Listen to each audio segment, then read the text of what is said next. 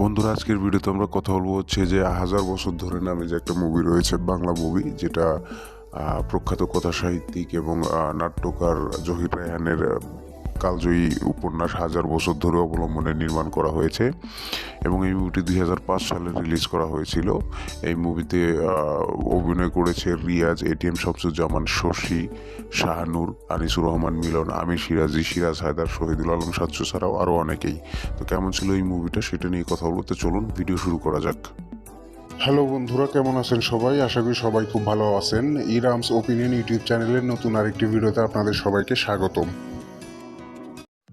তো বন্ধুরা, এই যে 1000 বছর ধরে যে মুভিটা, এই মুভিটা যেই উপন্যাস থেকে নেওয়া হয়েছে, সেই উপন্যাসটা কিন্তু বাংলাদেশের এসএসসি যে ব্যাচ রয়েছে, এসএসসি যে ধাপ রয়েছে, অর্থাৎ 9-10 পাঠ্য বইয়ের সাথে কিন্তু সংযুক্ত রয়েছে। তো স্টুডেন্ট যারা আছে তারা এই মুভিটা দেখলে আমার মনে হয় অনেক উপকৃত হবে। অনেকেই দেখে ফেলেছে, অনেকেই দেখেনি। ওই মুভিটা দেখলে কিন্তু তারা অনেক উপকৃত হবে, যেরকমটা আমি হয়েছিলাম। আমার অনেক সময় এরকম হয়েছে যে আমি পড়ছি কিন্তু আমার চরিত্রগুলোর নাম মনে থাকছে না, চরিত্রগুলোর ডায়লগ মনে থাকছে না, কে কোন ডায়লগ দিয়েছিল, কার কোন চরিত্র ছিল, সেই জিনিসগুলো মনে থাকতো না। তো মুভিটা যখন আমি দেখেছি, মুভিটা দেখার পরে আমার আর একবারও পাঠ্য বই পড়ার দরকার পড়েনি। আমার চরিত্রগুলো মুখস্থ হয়ে গেছে এবং তাদের ডায়লগ সহই মুখস্থ হয়ে গেছে। তো এই জিনিস আমার মনে হয় স্টুডেন্টরা এই মুভিটা দেখলে তাদের বেশ উপকৃত হবে এবং এন্টারটেনমেন্টও পাবে। মুভিটা উপভোগ করার মতোই মুভি। কিছু সেরকম ডায়লগ, সেরকম দৃশ্য রয়েছে যেগুলো দেখলে আনন্দিত হবেন, কমেডি, মানে হাসি আসবে। তো যাই হোক, এবং এই যে উপন্যাসটা, সেই উপন্যাসটার তো আসলে মূল যেই স্টোরি লাইন বা প্লট লাইন ছিল, যে মেসেজটা দেওয়ার চেষ্টা করা হয়েছিল, সেটা হচ্ছে যে আগের দিনে মানুষ অনেক কুসংস্কার ফলো করতো। সেই জিনিসগুলো এই উপন্যাসের মাধ্যমে তুলে ধরা হয়েছে। এবং এই মুভিতে একটা জিনিস যেটা খুব ভালোভাবে স্ট্রং একটা মেসেজ দেওয়ার চেষ্টা করা হয়েছে, সেটা হচ্ছে যে পুরুষ শাসিত সমাজে নারীরা কিভাবে শোষিত হয় সেই জিনিসটাকে দেখানোর চেষ্টা করা হয়েছে। তো সেই জিনিসটাও কিন্তু এই মুভির মাধ্যমে ভালো ফুটে উঠেছে। এবং এই মুভির স্টুডেন্টদের জন্য প্লাস পয়েন্ট কোনটা, এই মুভি সেটা হচ্ছে যে উপন্যাসের সাথে চরিত্রের কিন্তু 100% মিল রাখা হয়েছে। চরিত্রের নাম থেকে শুরু করে ডায়লগগুলো সেম টু সেম রাখা হয়েছে এবং মুভিটা শুরু থেকে শেষ পর্যন্ত একদম পাঠ্য বইয়ের যে লাইন বাই লাইন সেভাবেই কিন্তু নির্মাণ করা হয়েছে। কোনো কিছুই শুধুমাত্র দু একটা গান এখানে অ্যাড করা হয়েছে, তাছাড়া বাকি সব জিনিসই কিন্তু সেম টু সেম রাখা। এবং এই মুভিতে যে গানগুলো দেওয়া হয়েছে, গানগুলো খুবই শ্রুতিমধুর, গানগুলো শুনতে ভালো লাগছে, গানগুলো ফিল করতে পারবেন। মুভিটা দেখলে স্টুডেন্টরা ভালো উপকৃত হবে। তো এখন আসি আমি মুভির বিষয়ে। এই মুভির সবচেয়ে প্লাস পয়েন্টটা হচ্ছে এই মুভির কাস্টিং। প্রত্যেকটা চরিত্রের জন্য যে সমস্ত অ্যাক্টর অ্যাক্ট্রেসকে বাছাই করা হয়েছে, তারা কিন্তু প্রত্যেকের চরিত্রের মধ্যে একদম জান ঢেলে দিয়েছে। একবারের জন্য মনে হবে না যে আমি কোনো মুভি দেখছি, মনে হবে যে আমি যে পাঠ্য বইতে গল্পটা পড়েছিলাম তাদেরকেই আমি চোখের সামনে বাস্তবে দেখতে পাচ্ছি, সেই ঘটনাগুলো ঘটছে, এরকমটা মনে হবে। যেরকমটা আপনার লিড চরিত্র ছিল মন্টু মিয়ার চরিত্রে অভিনয় করেছে রিয়াজ, টুনির চরিত্রে অভিনয় করেছে শশী, মকবুলের চরিত্রে অভিনয় করেছে এটিএম শামসুজ্জামান, এবং আম্বিয়ার চরিত্রে অভিনয় করেছে শাহানুর।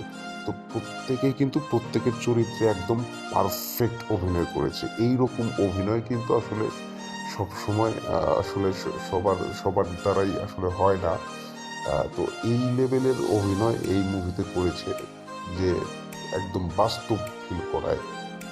তো শুধুমাত্র লিড ক্যারেক্টারগুলো না, সাইড ক্যারেক্টার যেগুলো রয়েছে, সাপোর্টিং রোলের যে চরিত্রগুলো রয়েছে, সেই চরিত্রগুলোর জন্য যে সমস্ত কাস্টিং নেওয়া হয়েছে, তারা কিন্তু প্রত্যেকের চরিত্রের জন্য একদম পারফেক্ট মানিয়েছে। যেরকম আপনার আবুল নামে একটা ক্যারেক্টার ছিল যে শুধু বউ পিটায় বউ মেরে ফেলতো, তাই সেই ক্যারেক্টারের জন্য সিরাজ হায়দারকে নেওয়া হয়েছে।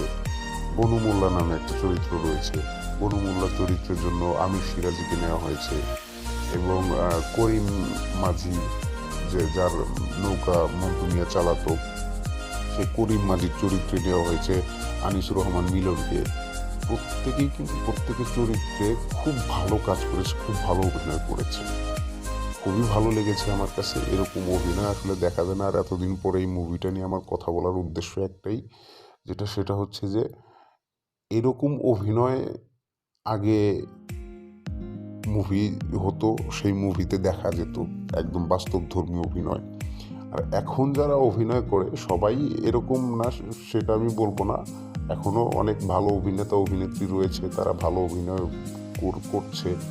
কিন্তু এখন কিছু কিছু অভিনেতা অভিনেত্রী রয়েছে, তারা অভিনয় তো দূরের কথা, বাস্তব জীবনেও যদি কোনো জায়গায় গিয়ে কোনো টিভি চ্যানেলে বলেন বা স্টেজে বলেন, যা স্টেজ পারফরমেন্স করে বা সাক্ষাৎকার দেয় টিভি চ্যানেলে, সেগুলো শুনে মনে হয় যে সে বোধহয় অ্যাক্টিং করছে বা সে কোনো দৃশ্যের শট দিচ্ছে, এরকমটা মনে হয়। তো আসলে কিছু বলার নাই, তারা বিগবাজি দিয়েই ফেমাস হতে চায়। তো যাই হোক, আমি ওই সব বিষয়ে যাব না। মুভিটা খুবই ভালো লেগেছে আমার কাছে।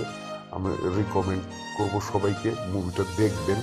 আগের দিনে যারা অভিনয় করতো তাদের অভিনয় দক্ষতা, কী লেভেলের অভিনয় তারা করতো, সেই জিনিসগুলো দেখবেন। মুভিটা ভালো লাগবে, মুভিটা এনজয় করতে পারবেন।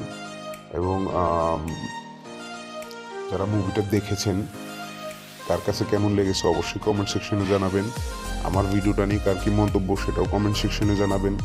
এবং আপনাদের যদি কোনো রিকমেন্ড থাকে, কোনো রিভিউ দেখতে চান, কোনো মুভির রিভিউ চান, তাহলে সেই মুভির নামটা কমেন্ট সেকশনে অবশ্যই অবশ্যই লিখে দিবেন।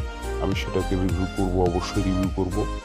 এবং সবার কাছে অনুরোধ থাকলো চ্যানেলটিকে অবশ্যই সাবস্ক্রাইব করবেন। কথা হবে পরের ভিডিওতে, সে পর্যন্ত ভালো থাকবেন।